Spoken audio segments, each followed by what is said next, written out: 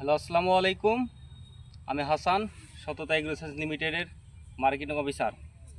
আমি আজকে আসছি নওগাঁ জেলার বদলগাছি থানার গোবরচাপা বাজারের পার্শ্ববর্তী এলাকায় একটি পটলের জমি ভিজিট করতে।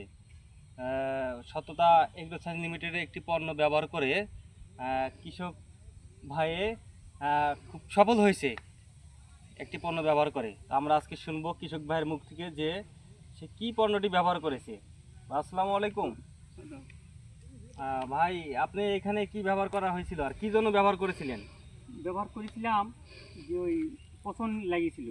আচ্ছা আগা মরে যাচ্ছিল, আচ্ছা, যাতে পাঞ্জারি গোল্ড আচ্ছা, ব্যবহার করার পর থাকে পছন্দটা রোধ হয়েছে।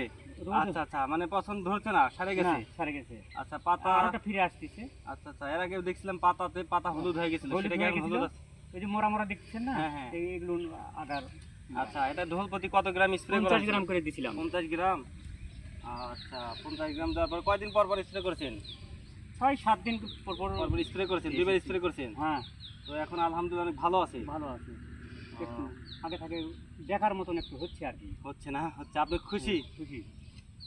তো ঠিক আছে, দেখতে পাচ্ছেন আপনারা যে সততা এগ্রোসায়েন্স লিমিটেডের পাঞ্জারি গোল্ড ব্যবহার করে কৃষক কাকা অনেক সফল হয়েছে। আপনারা ব্যবহার করবেন।